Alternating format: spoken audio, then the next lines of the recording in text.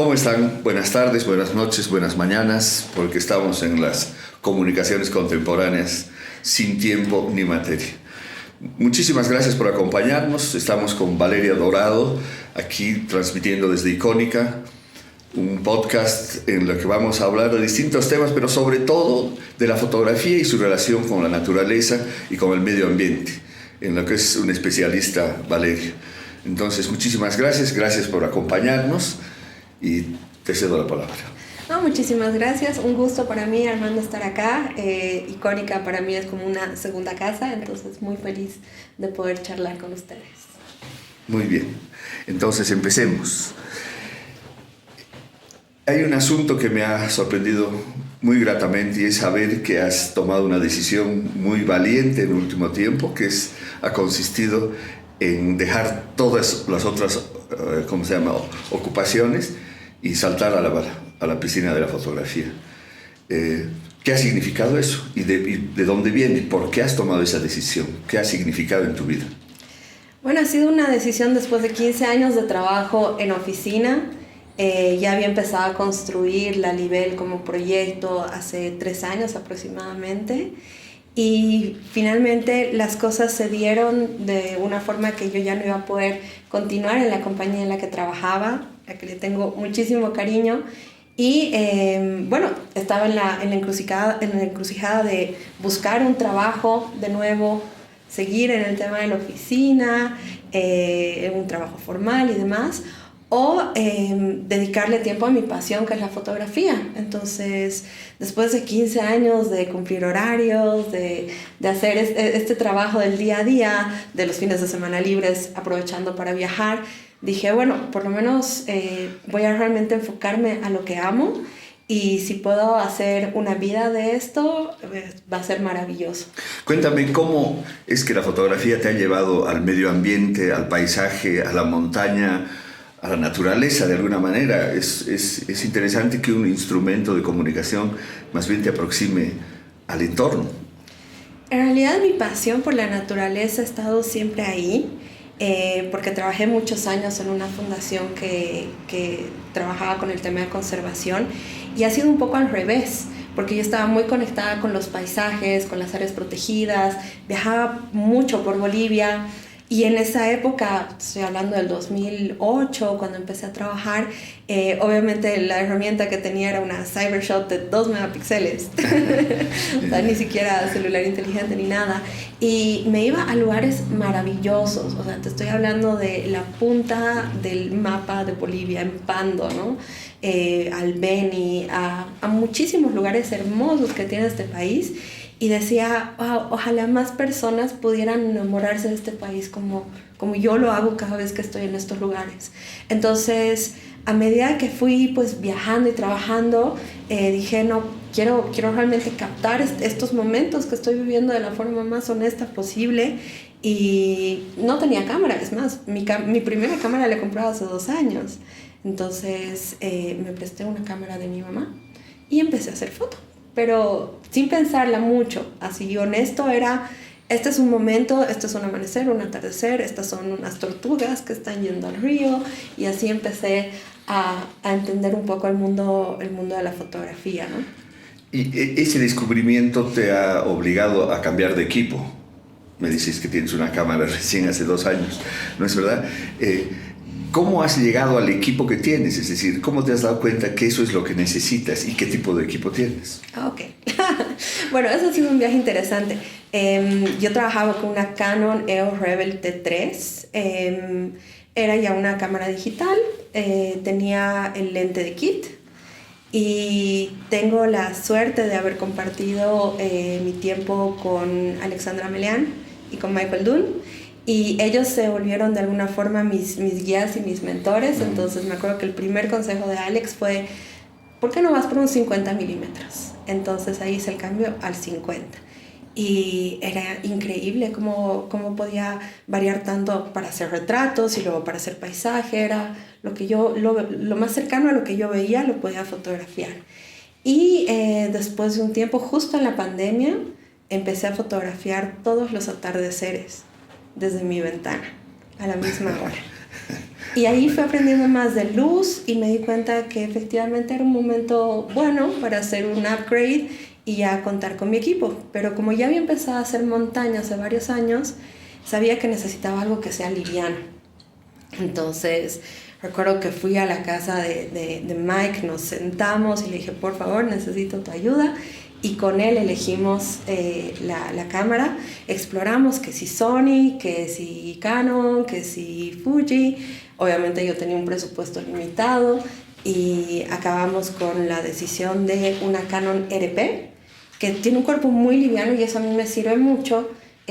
Porque si estoy a 5.000 metros, estar con un equipo muy pesado realmente... Sí, hay que cargarlo. Hay que cargarlo, sí. Entonces, y optamos por un 35. Entonces, el equipo, el pack era la Canon RP ya mirrorless con un 35 1.8, que también podía hacer el recorte a 50.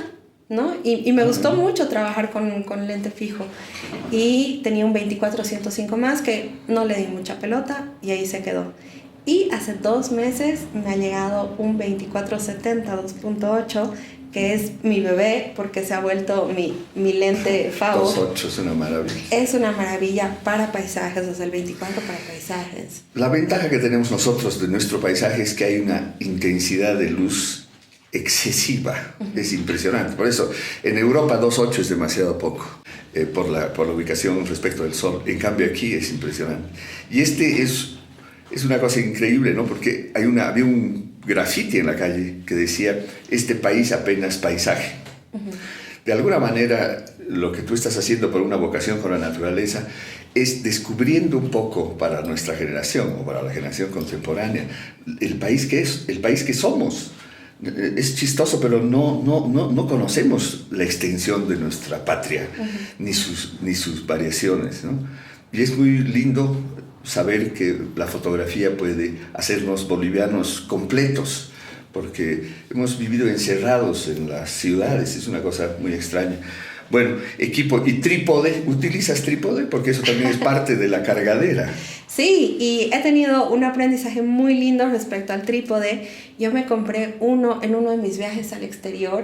Me costó $24 y me acompañó como 3 años. Entonces, como yo tenía un equipo liviano con un 50 y luego con un 35, me daba perfectamente, pero obviamente en ese momento todavía no había explorado la foto nocturna, no había realmente no me había sentado a planificar una imagen de paisaje, y ahí también le tengo que agradecer a Hernán Calderón que hizo un workshop con él que realmente me ayudó muchísimo a entender y a realmente planificar una toma y a componer un paisaje, y ahí me dijo, no, el trípode es clave. Entonces yo entiendo que tengo distintos viajes, y si hago un viaje específico para hacer fotografía y sobre todo el paisaje, el trípode es fundamental. Entonces ahora tienes uno nuevo, me imagino, porque ese de 25 ha debido... caducó, sí, murió en el Sahama. Fue una muerte digna. ¿Lo has podido enterrar en el Sahama? Sí, o sea, le dimos una buena despedida. ¿Y ahora tienes uno nuevo? Ahora tengo uno nuevo que lo tuve que comprar un poco a la rápida, porque volvía de Sahama y me tocaba irme a la Isla del Sol. Entonces nada, subí al Eloy, busqué un trípode, esto puedo cargar y listo. Entonces ahora estoy todavía aprendiendo con ese trípode, pero de nuevo, todo es aprendizaje en la fotografía, ¿no? Constante. Hay una cosa que quiero comentar, que es el famoso 50 milímetros, la óptica fija. Generalmente los equipos contemporáneos vienen con transfocadores, como se llama desde el punto de vista de la óptica, o teleobjetivos, en fin. Y es que el 50 milímetros es el que más se aproxima a la manera de nuestra visión humana. Entonces, por eso en la dificultad que supone tener un lente fijo, es que uno se disciplina para observar y mirar mejor las cosas del paisaje y la naturaleza, en fin. Por eso el 50, me encanta escuchar de Michael Dunn y de las otras personas que has nombrado, porque me doy cuenta que en Icónica hemos formado de alguna manera una familia los conocemos a todos ellos y de alguna manera los hemos reunido y los queremos reunir además. Y es muy lindo que una experiencia tuya, que no sales de la fotografía, digamos, te hayas hecho un camino apoyada en otras personas. Eso es muy, muy grato escuchar. Entonces, ahora hablemos de entrar a este país apenas paisaje. Es muy difícil. Se requieren condiciones físicas, además, ¿no es verdad? Yo no sé si tú haces algún tipo de gimnasia o gimnasio, porque sí, eso por un lado, las extensiones, la falta de comunicación, digamos, estamos comentando hace un momento que se necesita un celular que pueda captar señal en cualquier lugar donde estés, porque lo decíamos, me ha tocado volar sobre el Amazonas 1 hora y cuarto y no ver a un solo ser humano ahí abajo. Entonces, este paisaje te puede comer. Entonces, ¿cómo te preparas y qué experiencias has tenido tú? ¿Qué cosa nos podrías advertir acerca de quererse, por puro apasionado, subir a la punta de Pando y de pronto verse que no hay respaldo? Te has herido, te has lastimado la pierna, te has roto un brazo, ¿y qué haces? A ver, cuéntame. Bueno, en el tema de la aventura, yo empecé a caminar el 2015. Antes de ser una persona muy sedentaria. Entonces, ha sido un camino que ha ido acompañado de que yo he encontrado paz en la montaña, sobre todo, porque estamos rodeados de montañas aquí. Y esta paz me llevaba a explorar muchos lugares, pero he tenido una experiencia bastante mala al principio, cuando tomé los servicios de una compañía que no tenía todas las medidas de seguridad y realmente pasamos muy mal momento, y a raíz de esto dije, no, obviamente mi seguridad es primero. Entonces, en ese momento me empecé a conectar con amigos que hacen montaña, con guías certificados y a procurar hacer estas actividades acompañada de gente que realmente pues va a estar ahí en caso de que algo pase, ¿no? Entonces empecé sí a trepar montañas. No hago alta montaña, hago hiking, hago trekking. Sí, he llegado hasta los 5.500 siempre con mi equipo, y realmente ha sido un viaje maravilloso tras otro de poder captar cosas que comúnmente no las vas a ver, ¿no? Porque no todos realmente se aventuran a caminar hasta los 5.000 metros. Pero yo creo que el tema de seguridad es algo muy importante, lo que tú dices de la comunicación, de una persona que te acompañe. Yo nunca recomiendo que se vayan solos, yo siempre les digo, si van a ir, vayan acompañados, ¿no? No, y además en grupo. Sí. Yo recuerdo alguna vez haber hecho montaña con un equipo de la televisión austriaca y el hombre decía mínimo 5. Yo le decía, ¿por qué no 3? 3 porque es insuficiente. No se pueden cargar entre ellos si estuvieran heridos. Entonces 5. Y después el orden, quién es primero, quién es último, el contacto visual, no sé, una serie de elementos que te permiten estar seguro en un paisaje tan desolado como es Bolivia. Exacto, y sobre todo cuando haces alta montaña, o sea, trabajas en cordadas y tienes que tener muchísimo cuidado contigo, con tu compañero, con tu equipo, porque ya tú lo dijiste, o sea, son condiciones extremas. De pronto te agarra una nevada o hay mucha estática, entonces son momentos un poco críticos donde sabes que la seguridad es lo principal. Y cuanto más estés con personas que sabes que manejan esas situaciones, vas a estar mejor. Entonces ahí tú como fotógrafo ya te vas a poder relajar y dices, bueno, yo sé cómo manejarme en la montaña, pero además estoy rodeada de personas que sé que me pueden asistir en cualquier caso, ¿no? Pero todo ha sido progresivo, o sea, a mí no me gusta ir al gimnasio. No encuentro, no es lo mío estar en una trotadora, porque ¿a dónde llego? Troto para llegar a dónde, ¿no? A mí lo que me gusta es caminar para llegar a algún lugar, para ver algo, y esa pasión es lo que me hacía caminar por 7 kilómetros con desniveles de 700 metros y luego volver 12 kilómetros, y ha sido algo progresivo, pero siempre entendiendo mi cuerpo, lo que yo podía hacer, lo que yo podía cargar, porque sí me ha tocado hacer un hiking solo mujeres, y hemos caminado como 22 kilómetros un fin de semana y hemos subido un montón y teníamos que cargar carpas, teníamos que cargar obviamente alimentos, agua. Y como fotógrafo, además tu trípode, tu cámara, tus lentes, Entonces ahí es muy lindo también lo del lente, ¿no? Porque tú tienes que priorizar, yo priorizo. Si voy a hacer este tipo de cosas, pongo mis lentes y digo, ok, tú eres el elegido. Y nuevamente era el 35, ahora es el 24-70, que me permite hacer prácticamente todo lo que quiero, ¿no? Es un 24-70, es una hermosa óptica. Pero yo soy de la escuela, y hablábamos la otra vez con Fernando, que es otro fotógrafo, esto de que la fotografía te ponga límites, o sea, que más bien que no tengas todas las opciones, pero que tengas que utilizar exhaustivamente las opciones que tienes. Entonces, eso te enseña a ser más exigente con la búsqueda de la fotografía, porque estamos hablando de la fotografía, no del caminar en el paisaje y de recorrer los kilómetros. Otra pregunta respecto a esto de la seguridad. En estas excursiones que tú has tomado parte, has hablado de carpas, o sea, han hecho 2-3 días durmiendo, porque eso también es muy complicado. Sí, y justo tengo una anécdota con una fotografía que es un Star Trail sobre una montaña, que era el primer viaje largo, o sea, de montaña de fin de semana de la nueva cámara, de la Canon RP, con el 35. Y yo ya tenía en mi cabeza lo que quería lograr. Ya tenía la montaña, tenía la laguna, sabía dónde iba a poner mi carpa para tener el trípode ahí afuera, y sabía que quería tener la laguna, la montaña y las estrellas, el trazo de las estrellas. Y fue una exposición de 30 minutos. Uy. Pero llegamos a menos 15 grados más o menos estábamos, y no era muy tarde, era la medianoche. Entonces pasó media hora, yo haciéndole casita a mi cámara por el viento y rezando, ¿no? Así como que, ay, por favor, que no se muera mi pobre cámara, que es nueva. Y luego apagué todo, me entré a la carpa y estaba helada la cámara. Me abracé a mi cámara, intenté ver la imagen y no podía ver nada. No reaccionaba. No reaccionaba, estaba pensando. Y yo decía, listo, maté mi cámara. Bueno, fue un buen viaje. Y después de 40 minutos, ¡pum!, salió la imagen. Y en toda la oscuridad, porque obviamente en la montaña no ves nada, así con la linterna veo un poco la pantalla y digo, ay, creo que lo he logrado. Estás hablando de otro elemento que es importante, que parece que no es, que es un protector de cámara. Uh-huh.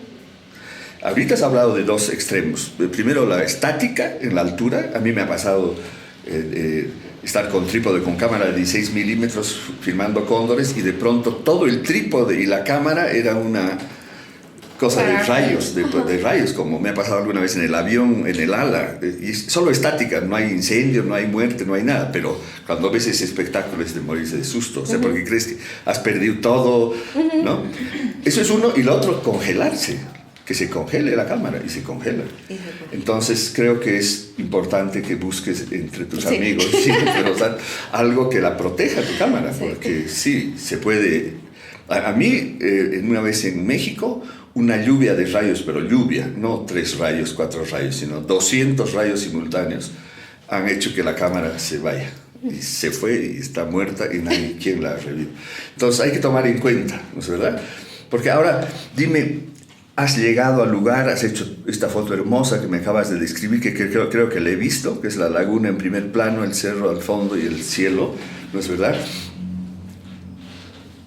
¿Cómo haces para procesar? Es decir, ya has llegado al lugar, has vencido todas las dificultades, heladas, rayos cósmicos y demás, llegas a tu casa y empiezas a procesar. ¿Cómo es ese proceso? ¿Cómo es ese...? Bueno, en todos los viajes uno llega, yo por lo menos llego con, no sé, 500, 1000 fotografías, pero estas imágenes que las he soñado son las primeras a las que voy, ¿no? Entonces las elijo en RAW y me voy directamente a Lightroom. Todas mis fotografías son una sola toma. No sé mucho de revelado, recién estoy aprendiendo. Entonces todas son una sola toma que las edito, igual estoy aprendiendo el proceso de edición, así que trato de que sea lo más real posible a lo que yo estaba viendo, ¿no? Y claro, son 2-3 horas. Es interesante porque dices, son aquellas imágenes que he soñado, o sea, tú, como la laguna, tú ya tenías una idea de lo que querías conseguir. Entonces estabas buscando en qué rato te hacía caso el paisaje y se ponía como había soñado. ¿Qué rato sueñas fotografías? ¿En el día? Todo el día. Todo el día. Es increíble cómo tu visión va pensando en foto, entonces estoy caminando y digo, esto, o no, o esta luz, o este lugar, o estoy pensando en composición todo el día, porque también es un aprendizaje bien fuerte, y me doy cuenta que yo no componía antes mis fotos, ¿no? Simplemente soñaba con una imagen. Entonces ahora le pongo más piense, pero pienso, no sé, lugares que conozco y digo, wow, este lugar en este contexto sería hermoso. Y lo voy pensando, y ya cuando puedo planificar e irme, ya es ir a buscar esos lugares y esas tomas, ¿no? Es una afirmación que decía Jaime Sáenz sobre el poeta tarijeño. Uno no hace poesía, uno es poeta. En el caso que acabas de describir, una no hace fotografía, es fotografía. Exacto. Y uno sueña y lo logra. Bueno, vuelves del viaje y empieza un trabajo que también es nuevo tuyo, porque en verdad tú no eres una fotógrafo de formación fotográfica, ¿no? Sino que te has hecho en el camino. Lo que no quiere decir que no es nada malo, porque es muy interesante que tu pasión por el paisaje y por la naturaleza te haya desarrollado el instrumento, hayas tenido que desarrollar tu instrumento para seguir tus sueños. Eso me parece muy lindo, porque no siempre pasa. Y es muy importante la pasión en cualquier cosa. Entonces llegas y empiezas a trabajar con tu Lightroom, y como me has dicho, llegas a la foto que soñabas y la trabajas. Yo me imagino que el trabajo que ahorita haces en Lightroom es bastante limitado, ¿no es verdad?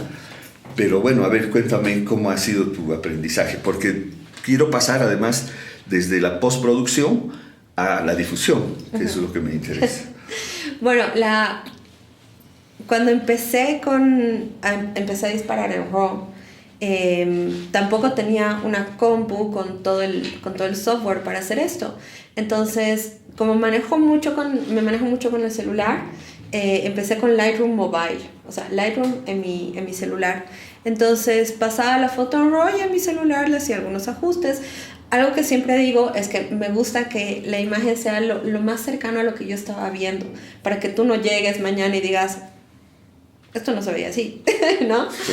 Entonces, la honestidad. Claro, ser bastante honestas con las imágenes. Obviamente algunos ajustes, no sé, pues algunos errores que siempre nos pasan, o que el lente estaba sucio, yo qué sé. Pero hacía este proceso en el celu. Y luego tomé un taller con Mike de Lightroom, y ahí realmente empecé a ser más detallista en poder resaltar, pues, ya sea las sombras o un poco los colores, sí, y hacer estos ajustes para que la foto vaya tomando la personalidad que yo quería, ¿no? O sea, lo que yo quería transmitir con la imagen. Y esto ha sido igual durante la pandemia. He tomado otro taller con ustedes de edición, que ha sido también súper interesante, como que para profundizar varias cosas. Y bueno, dentro de todo, para mí lo más importante es la imagen. Cuando yo veo una imagen en RAW y digo, ¡ah! Esto es, ahí es cuando me siento más feliz. Yo no le tengo que hacer casi ningún ajuste, o sea, ya está la imagen, ¿no? Es muy poco frecuente que lo que fotografía sea lo que buscas. Es decir, hay una especie de diferencia entre lo que ve la cámara y vemos nosotros como personas, como seres humanos. Y ese es el ajuste que se quiere lograr hacer y conseguir, ¿verdad? Ahora, una vez que has conseguido la fotografía con esa supuesta honestidad, que en verdad se llama sensibilidad, tú has ido describiendo en la anterior conversación cómo has aprendido, cómo has desarrollado tu propia sensibilidad a través de la práctica de la fotografía, ¿no? Y cómo ahora ya tienes una visión, una claridad mayor sobre lo que quieres. Entonces, estás más cerca de conseguirlo cada vez. Ojalá te vaya bien en el futuro, porque uno desarrolla su pensamiento de tal manera que se pone también más exigente. Y entonces ahí está la batalla contra la tecnología, ¿no es verdad? Pero me parece muy interesante lo que dices. Ahora, ¿cómo lo divulgas? Porque he sabido yo que tienes una enorme capacidad de difundir tu trabajo. Y otra cosa, otro segundo tema, uno es ese y el otro la diferencia entre imagen y fotografía es la imagen es digital, la fotografía es sobre papel. ¿Cuál de las dos prefieres?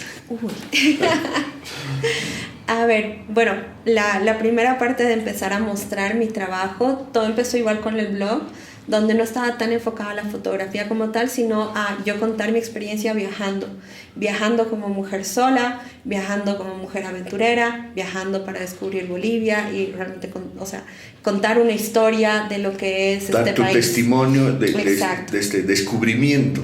Exacto, y pues del viaje, ¿no? De este viaje, que era constante, que era... Yo no había abandonado nada en ese momento, tenía un trabajo de oficina, pero los fines de semana realmente me dedicaba a descubrir lugares nuevos, o cuando tenía oportunidad de viajar me iba lo más lejos posible. Entonces empecé con las redes sociales de esa forma, ¿no? Así nació La Libel, como una comunidad sobre todo de viajes. Y fue evolucionando a medida que mi camino también fue concentrándose más en la fotografía y no tanto... de alguna forma yo como contando la historia, pero acompañado de una imagen cada vez un poco más pensada, más trabajada, que realmente puede inspirar a las personas a decir, yo me quiero ir a ver el amanecer a Tucavaca después de ver esta foto, ¿no? Entonces empezó así y la comunidad fue creciendo. No es una comunidad muy grande, pero sí es una comunidad que participa mucho y es muy linda, y de pronto la gente ya conoce a La Libel como alguien que hace fotografía y viaja, y eso es lindo porque es como, pensé que había creado un personaje aparte de lo que soy yo, porque muchos me dicen Lali, justamente por la red social, ¿no? Por La Libel, y ha sido algo que se ha ido formando, ha ido creciendo, pero al mismo tiempo en una red social que es Instagram, que es muy competitiva, donde cada vez compites con fotógrafos muy capos. Entonces ahí es el tema de esta imagen es lo suficientemente buena para ir a la red. Y yo dudo muchísimo, y a veces dejo de postear semanas porque dudo mucho que esa imagen esté lista para salir, ¿no? Y toda imagen va acompañada de una historia, porque todo tiene una historia por detrás. Claro. Lo que caminé, lo que vi, lo que me frié. Lo que dice Ansel Adams ahí en la puerta, la fotografía no se toma, se hace. Se hace, exacto. Y eso es lo que estás reflejando en tu página, ¿no es verdad? O sea, yo cómo llegué, cómo hice, y esto es lo que resultó. Esto es lo que salió, ¿no? Yo no creo que seas muy tímida, yo no entiendo por qué es que a ratos tienes temor de la competitividad, acuérdate que todos los que son competitivos han empezado igual que tú en algún momento, entonces yo te aconsejaría que sigas metiendo. Pero me encanta que hayan adoptado el nombre de tu personaje, sí, y te nombren a ti. Eso quiere decir que ha trascendido. Es una cosa. ¿Y cuánto tiempo estás con este proyecto? ¿Has estado con este proyecto? Bueno, le he empezado a dar más énfasis hace 3 años, ¿no? Antes era algo chiquito donde compartía mis viajes, porque obviamente mi trabajo formal me requería ser bastante cauta en lo que compartía en redes sociales, entonces mi nombre no estaba asociado a mi página. Y ya después lo fue abriendo un poco más, tampoco había una relación, pero igual, se quedó como La Libel, ¿no? Entonces, bueno, ahí está. ¿Cuántas personas son parte ahora de la comunidad? En Instagram son 9,000 personas. Bueno, 9,000 cuentas. Espero que sean personas detrás. De repente hay un robot. Sí. Sí. Y también escribo y acompaño la fotografía escribiendo en Twitter. Entonces empecé a hacer hilos viajeros y ahí hay una comunidad de 3,300 personas también. Ahora, hay una pregunta clave porque... ¿Por qué es que te gusta escaparte de la ciudad, escaparte de los humanos, de los músicos y de los bulliciosos para ir a buscar a la montaña? O sea, ¿qué es lo que te motiva? Porque, o sea, una de las cosas que yo observo desde Icónica y con mucha, alegría, a mí me ha pasado con Gastón Ugalde viajar, así decir, hoy día nos toca ¿dónde? Nos toca Cochabamba, nos toca no sé dónde, aquí allá, ¿no es verdad? Entonces no habían pues los parques nacionales, todo eso es de los neoliberales, ¿no? Ellos son los que han inventado eso, las áreas protegidas y todo. Antes era solamente caminar, y hemos caminado, y el otro día conversando con Gastón, debemos tener 1.200.000 fotos ¿verdad? En negativo, además, ¿no? Pero era una especie de más la búsqueda de los seres humanos, más que del paisaje, porque lo que tú dices es un poco escaparse de los seres humanos e ir a la soledad del paisaje, ¿no? ¿De dónde viene esa tu necesidad de escaparte? No sé si es una necesidad de escaparme. ¿De silencio? Es un poco, siempre digo que a mí la montaña me da paz. Y eso no es tanto que no me guste la ciudad, sino que durante varios años tenía una vida muy, muy solitaria, pero en la ciudad estaba siempre con mis amigos haciendo cosas. O sea, para mí la ciudad es movimiento, es ruido, es actividad, es música, conciertos, teatros. O sea, mi vida antes de la pandemia no paraba. Yo salía en la mañana y regresaba en la noche, pero agotadísima porque había trabajado, había bailado, había hecho un montón de cosas. Y para mí irme a la montaña era alejarme del ruido y justamente conectar con el silencio, con mi respiración y con sentirme pues yo como ser humano con lo que amo, que es esa inmensidad, y sentirme pues que somos pequeños, ¿no? Somos pequeños, hay tanto allá afuera. Fotografiar paisajes, esta vocación tuya por el silencio, por la montaña. Además tenemos montaña extraordinariamente bella.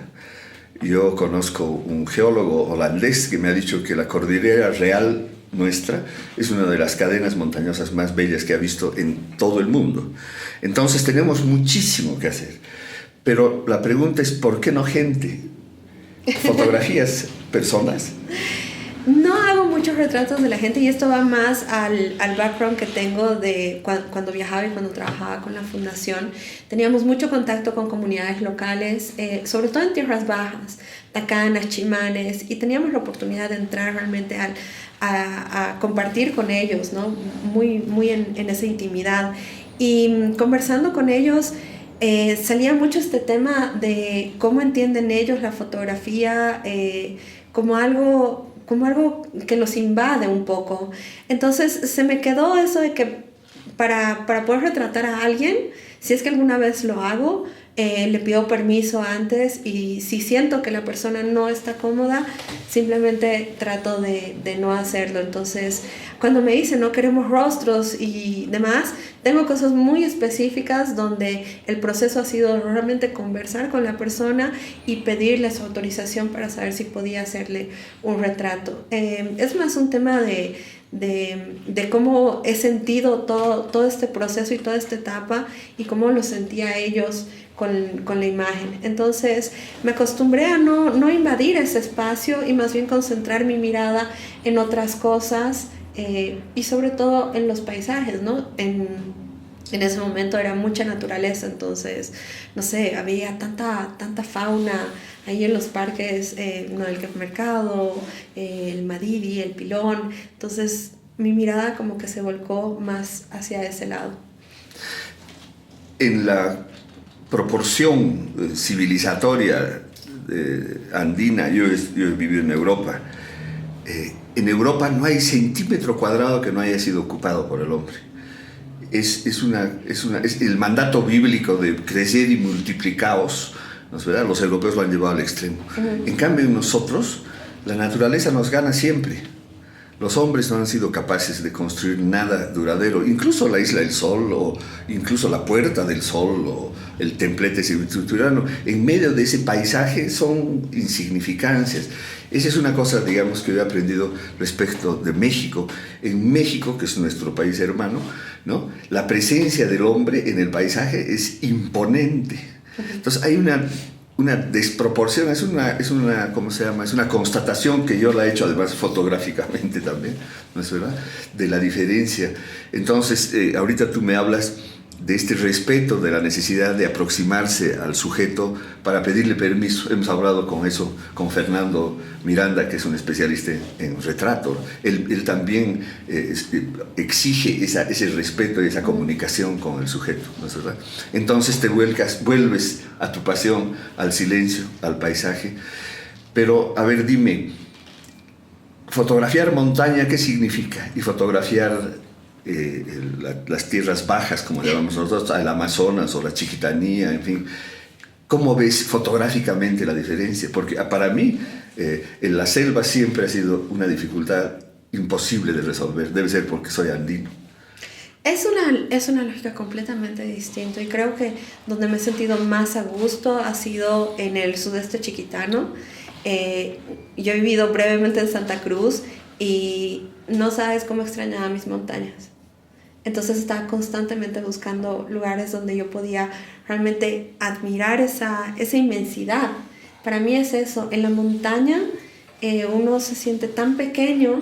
Y siempre recuerdo una imagen que eligió Tania Neiva para la exposición, que es una panorámica del Condoriri, que es el cóndor con sus alas abiertas, la montaña está aguja negra, y se ve una cosa así chiquita, que es una casa, una que casita, es un campamento. Una calaminita. Exacto. Una calaminita. Y me encanta eso de la montaña, que es tan grande, es tan imponente, y te pone en perspectiva de qué es lo que somos. Somos parte de eso, pero somos un elemento más, no tenemos poder sobre eso. Es lo que yo quiero entender, que mi impacto ahí tiene que ser el menor posible y yo solo observo.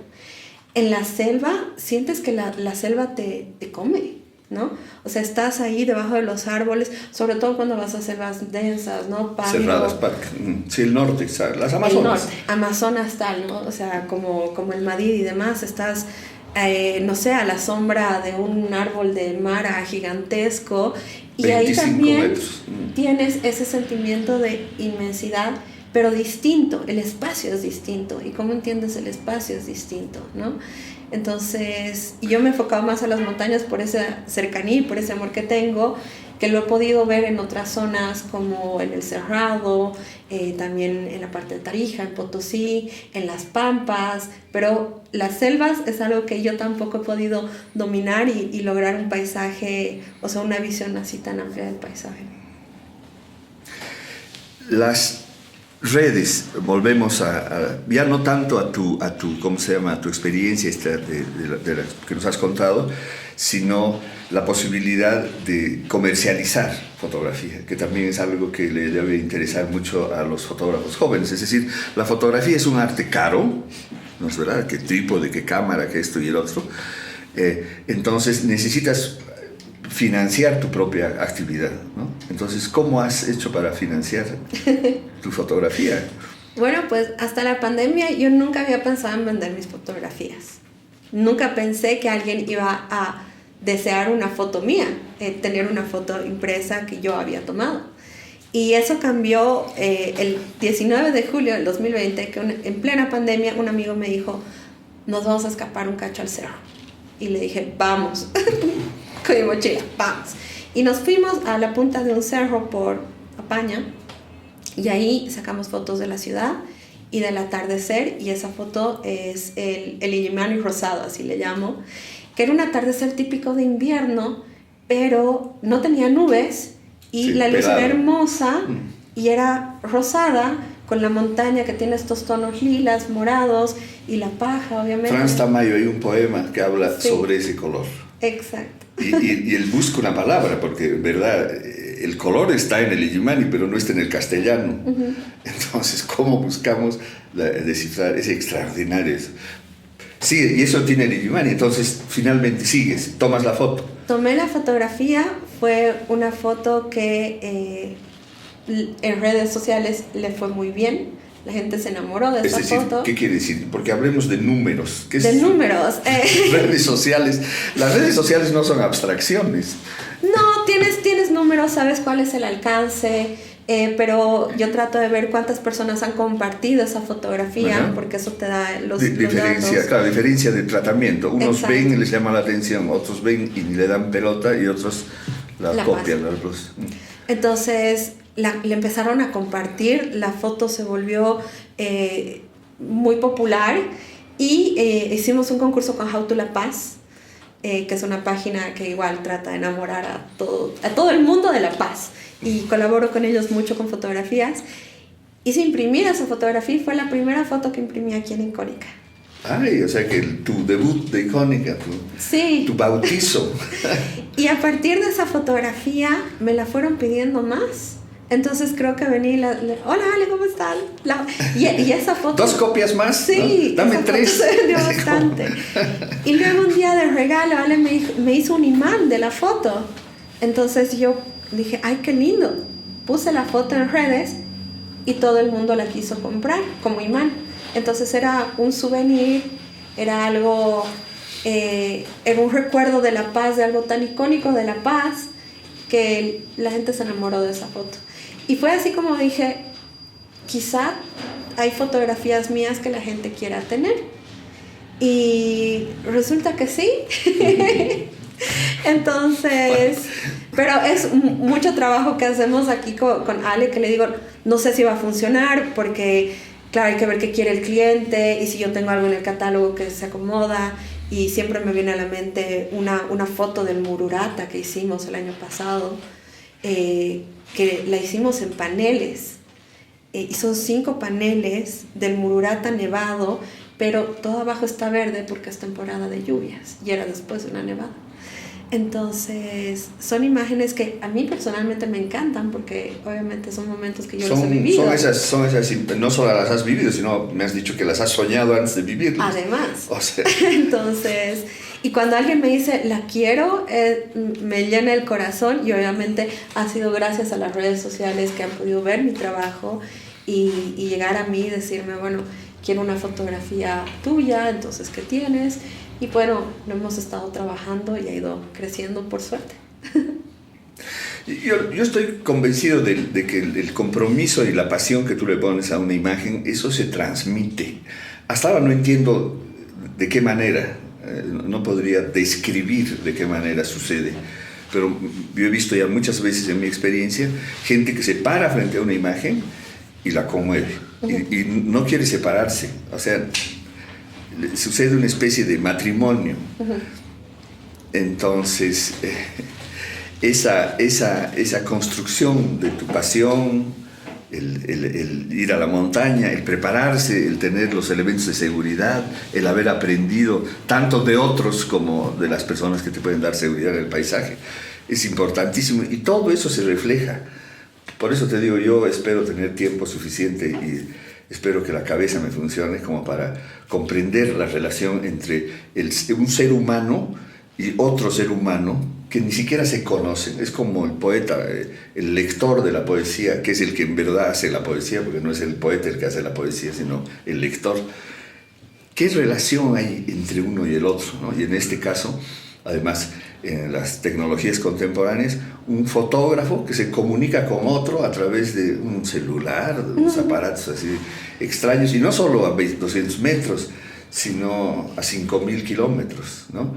Y ese de 5.000 kilómetros también dice, ¿y de dónde consigo esto? ¿No? Es una cosa muy apasionante.